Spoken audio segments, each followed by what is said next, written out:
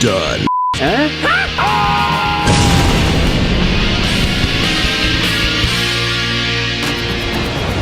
Hello, I'm the Nostalgia Critic, and this is Niagara Falls!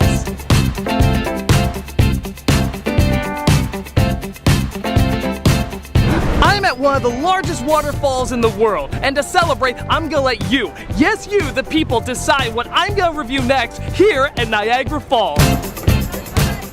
So how about it, everyone? You have me here at Niagara Falls. What would you like me to review?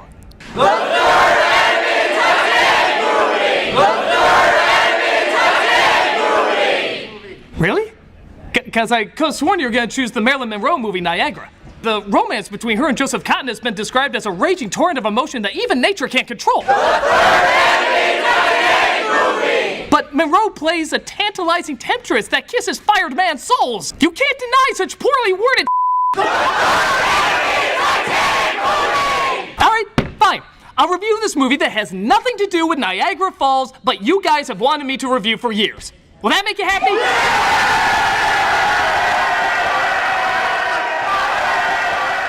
But what about the script? It doesn't matter. The people made up their minds. Well, I wanted to play Marilyn. Oh, come on. It's a Nostalgia Critic review. You know Malcolm would get the part. But what about the guest stars? We're just gonna have to can them too. Show's canceled!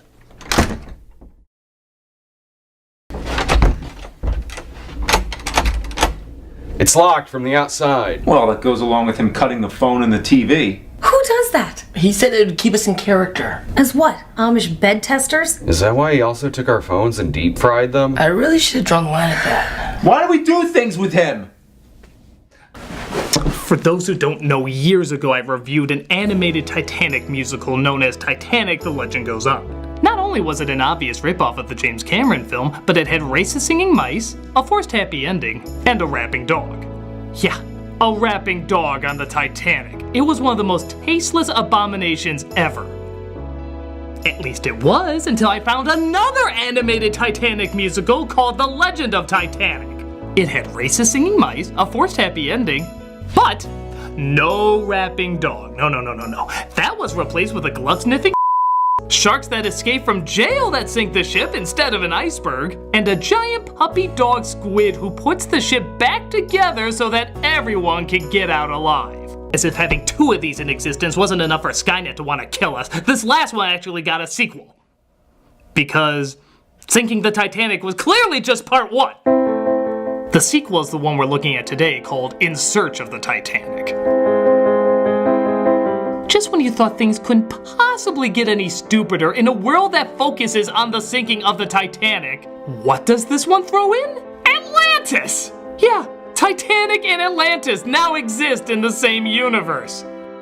Well, I guess it is the next logical step. It just keeps going in descending order. Titanic in Atlantis, Titanic in space, Titanic assignment Miami Beach, and of course, Titanic in the hood. Let's green egg and have it. The funny thing is, this wasn't even originally called that. It was originally called Tentacolino, the name of the puppy puss in the last one, even though he's barely in it. But his name was changed from the Italian version to something more simple. Whatever they choose to call him. Adi. Naughty. Archie. The great Adi. Yeah, any of these. And thus it became a Titanic movie once again, meaning I have to review it. And believe it or not, it is actually, no joke, not kidding, even worse than the other two. Not one hint of sarcasm, this is the worst one. Now, I do have this tradition of drinking a rather large bottle of Jaeger every time I view one of these, and seeing that this is somehow the absolute worst out of all of them, it's time to push the button.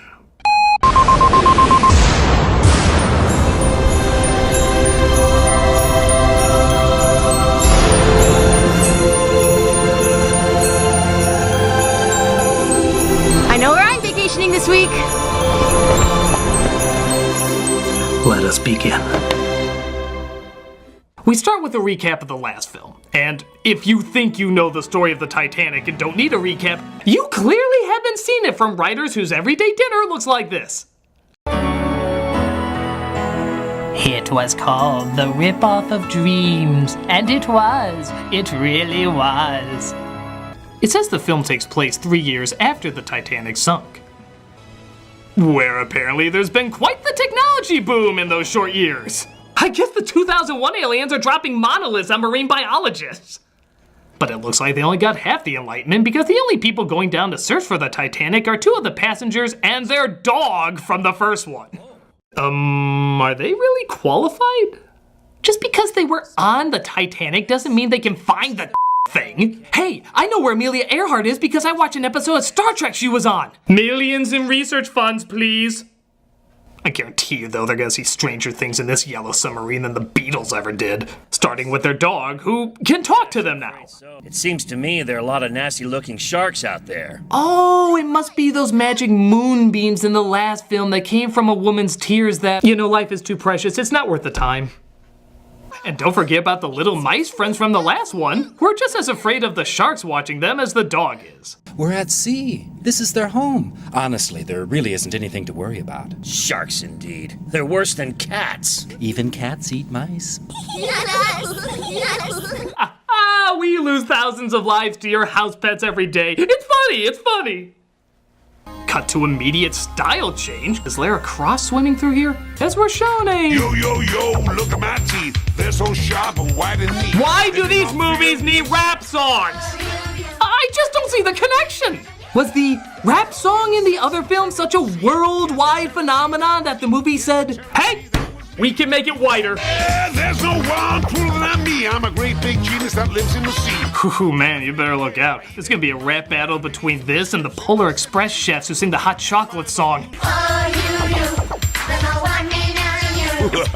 Oh, you, there's no one meaner than you. What the hell are they even saying?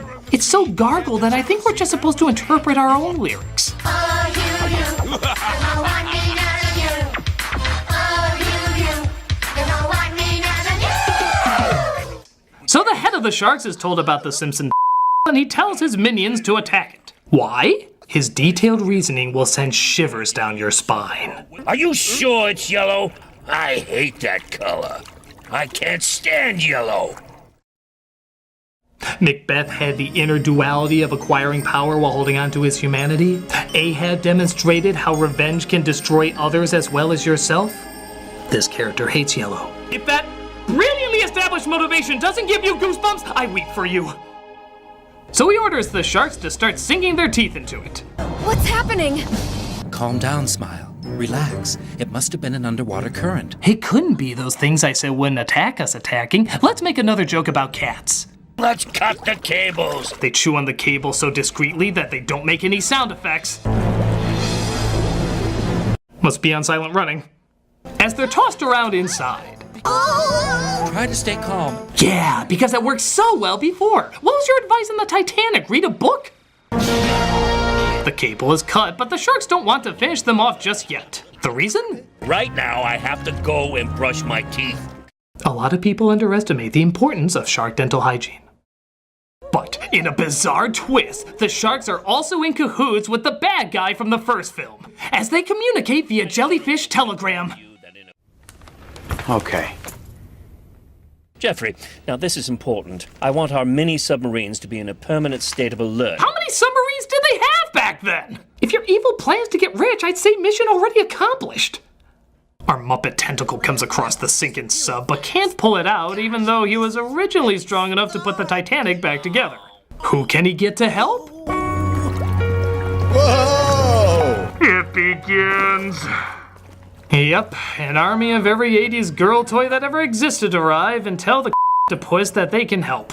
They use their advanced technology of bubble in a can and ride their literal seahorses to the city of Atlantis. Their dog Smile wakes up to see what's happening. Help! I'm dead! Keep calm, you're all safe. No, I'm dead. And you're taking me to doggy hell. Wow, thanks for putting that idea into kids' heads. Did your puppy ever bite you? He could go here. They take them to Dr. Calamity Jane as our heroes discover that Atlantis is kinda like a creepy comfort inn, except somehow even more hostile. Go and get things ready, immediately. Get what ready? Calm down. Me? Yes. To be able to... Wow, what an Talk out of line again, and I will smite down upon thee with great vengeance and furious anger. You will know my name is the Lord. You have to drink the elixir before you visit the city. Of course. Keep calm. If they wanted to harm us, they saying wouldn't have keep saved us. This calm! elixir is such a Have you noticed all the that got you in? Look, Shark! Keep calm. We're gonna drown. Keep calm. Drink this incredibly suspicious. This elixir is such a pretty color. The skull and crossbones are especially adorable.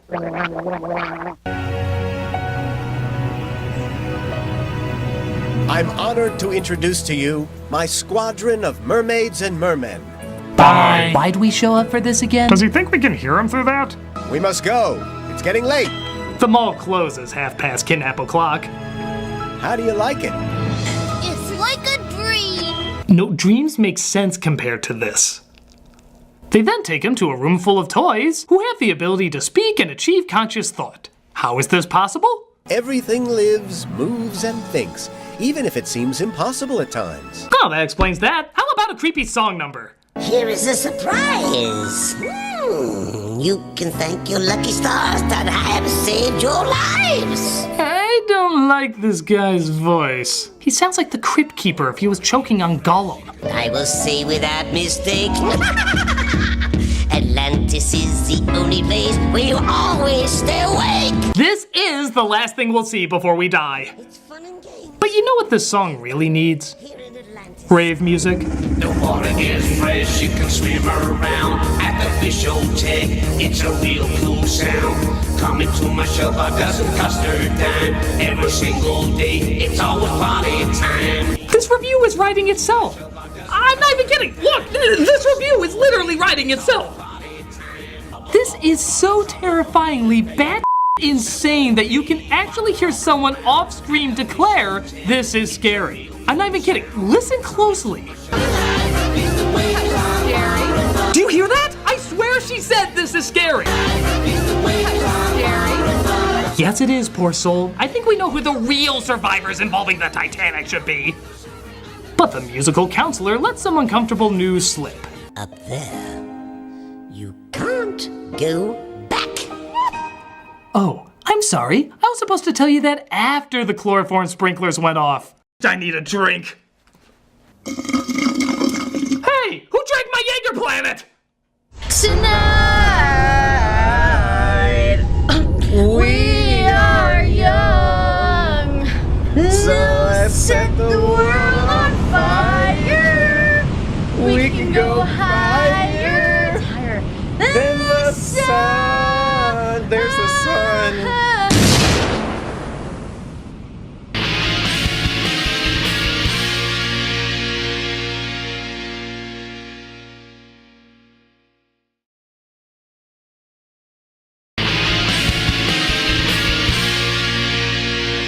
So they end up meeting the king of Atlantis and wow! From now on, Atlantis will be your home, and you will not be able to leave it. Who's a ring wraith now? I hope you will accept my apologies for the lack of tact displayed by our counselor when he gave you the news. On the contrary, it's better that we were told about the situation right away. And I have to say your counselor informed us in the most amusing way, which helped us all to see the benefit. Yes, I love being told I'm a hostage via music that even Radio Disney would throw in acid. Clearly, you thought long and hard about this. He's also told that the elixir not only has them breathe underwater, but also can have them live forever. Again, would have been a nice nugget of knowledge to know earlier. Your friends aren't still getting over the shock of the news, are they? No, they're still a bit surprised by it, but they understand that we had no choice in the matter. What are you smoking to be so okay with this? Now might be a really good time for you to get angry. Our mice friends come across other mice in Atlantis, because that's a common Atlantean infestation, and it turns out there are even more offensive stereotypes than them. Hey, you can never be too prudent. After you, everything is ready. It's open, but you can trust us, you know. Get out of here, go! And take the flask with you! We call him Mickey Mouse Rooney. While that's going on, Smile comes across a new companion.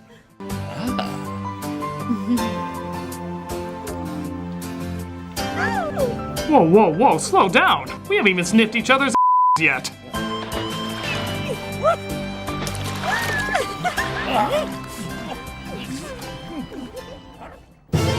Oh! I guess that scene was over. This movie has the smooth transition of a slap to your Who are these? The chief did say that all the rats should be present, you idiot. You're so stupid, I bet you'd appear in the same background in a jump cut. So the rats of this underwater world don't like the Atlanteans and want to take them over. Let's take a huge stash of the elixir of life with us. Thanks to the elixir, we'll be able to conquer the world, and we'll offer that annoying little pink octopus as a present to Razor Teeth. That fish is the one that causes all the problems. Razor Teeth? Yes, he's our ally. Wow, I never accumulated so many questions in such a short amount of time.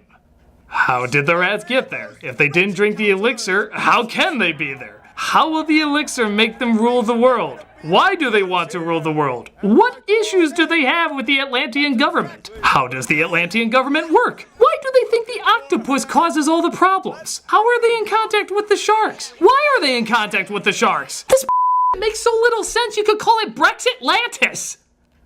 This news eventually gets back to our heroes. This time we should all be there. Do I make myself perfectly clear, Smile? But I can't come. I'm really scared of water. I had a bad experience when I was only a puppy. Oh, and being on the Titanic probably played a small part in that. Oh yeah, by the way, aren't we supposed to be looking for that? For a film called In Search of Titanic, there's very little searching for the Titanic. Even for the original title, Tentacolino, he's barely in this either. You might as well call it Left Shoe on Lady's Foot. It'd make about as much sense and be far more engaging. So they tell the king about the evil plot and how they also plan to take apart his counselor. If they dismantle me with a screwdriver, I'll die. They'll have to have a screwdriver, and down here in Atlantis, there are no screwdrivers. They've all been banned. Well, wait a minute. No screwdrivers?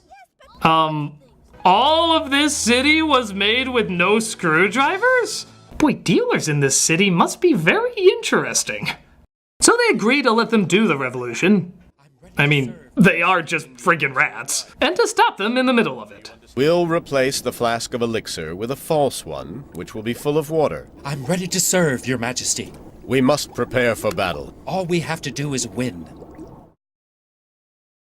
You've made everyone dumber for saying that. So they help them get the fake elixir, but the Atlanteans are there to head them off. That's it, good! Whoa! Smiles is packing! I'm sending you all to doggy hell! You hear me? Doggy hell! Which we just clarified exists! Attack! Wow, look at all those ships. And not one screwdriver was used on any of them. A little spit and mud goes a long way. So all the toys are marching into battle when somebody spots a little girl doll in the army. A little girl? Little one, I appreciate your effort, but this is no place for someone like you. What is your name, my child? For the love of broken bagpipes! What? I'm not a little girl. I'm the commander of the mountain artillery troops. It's a curse, not a disguise. I'm dolled up like this because I fell into the hands of a little girl who thought she'd put a wig on me when she saw me with this skirt on. Your Majesty! Don't come near me. Let me fight. I have to banish this curse that's haunting me and regain my identity. Okay, some notes? How is a little girl dressing you up a curse? It's just a little girl dressing you up. There's no supernatural elements. Second, why don't you just take the wig off? Along with the makeup? In fact, you're underwater. How the hell does it stay on anyway? Yeah, like that. You just did it! You took it off like it was nothing! Does that mean the curse is gone now? Whatever weird curse you think your Parker brother Ouija board gave you? From now on, you have a new leader. A new general. The General Brumali. And I'm not even kidding. This character never comes back. The strange backstory, the curse, the nonsensical story arc, none of it plays a part in anything. It was 100% pointless. Well, thank you for that. Whenever somebody brings up a Scottish toy who fought in a war who was cursed to look like a little girl but fired a cannon lifting the curse and promoting him to general, I still won't reference you. So they zap the bad guy's ship with some sort of forgetting ray. Okay. And the bad guy totally forgets his plans. Or if he ever had any at all. Yeah, what was his scheme? Jeffrey, tell me, what was happening? Thus, the rats also find out that the elixir they got isn't the real elixir, as they test it on this old man whom they tie to bricks and try to drown. You know, I'm starting to think these were the rats Nim flushed down the toilet. Fix them so that they'll never hurt anyone again.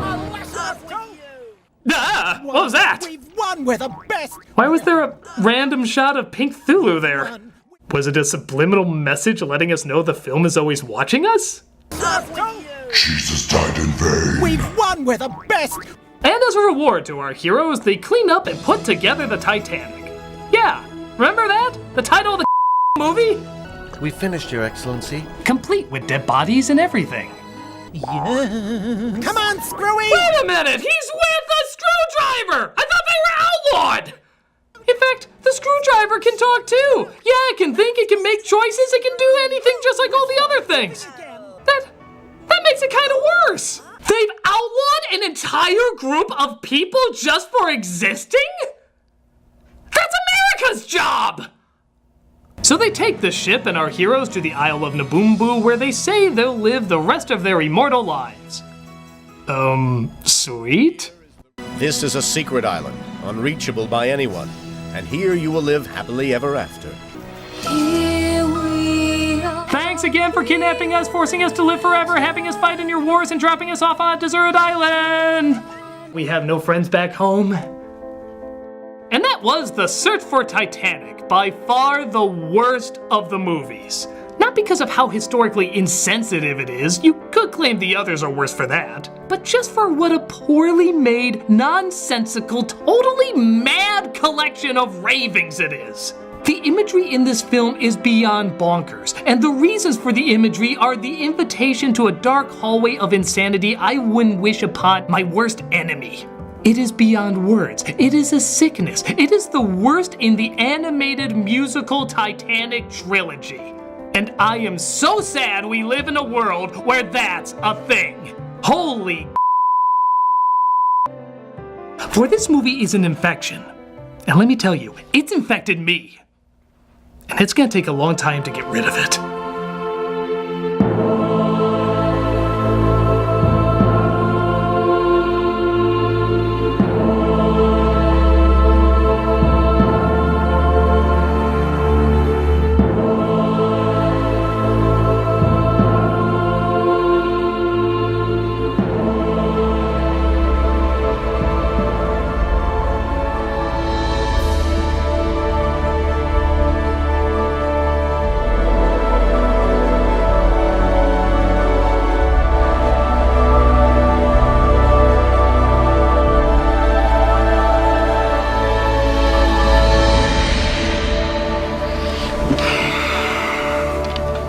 Hello, I'm the Nostalgia Critic, and I will survive. You know, it's funny. In the end, all I had to do was think of people less fortunate than me. That somehow just cleared everything up. Just thinking of people less fortunate than me.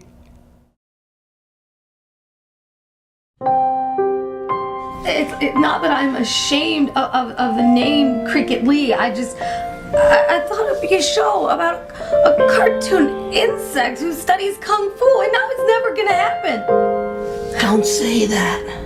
Yeah, we'll make it happen.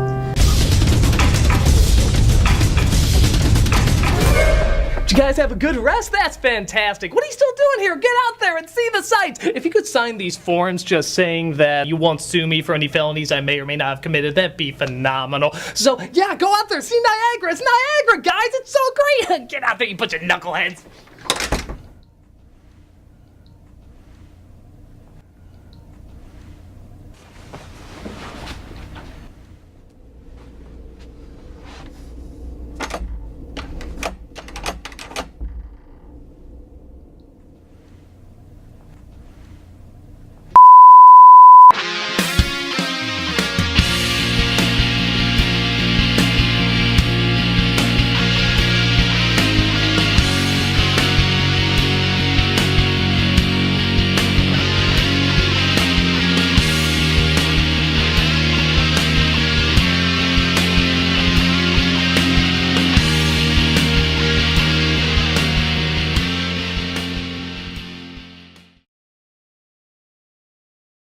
All we have to do is win. Hey, Doug Walker here doing the charity shout out. This week we are doing the American Foundation for Children with AIDS. This is a non-profit organization providing critical support to infected and affected HIV-positive children and their caregivers. Since 2005, in collaboration with their in-country partners, they've served tens of thousands of families in marginalized communities in Africa. Their areas of impact include medical support, livelihoods, nutrition, educational support, and emergency relief. Currently, the AFCA is transforming lives in Kenya, Uganda, Zimbabwe, and the Democratic Republic of Congo. If you look at their website and their YouTube channel, you can see all the young lives you can make better by simply donating, even the smallest amount. As their motto goes, hope is a spark that changes lives, and the AFCA provides hope to thousands of children in Africa. Check them out and see how you can keep the spark still glowing.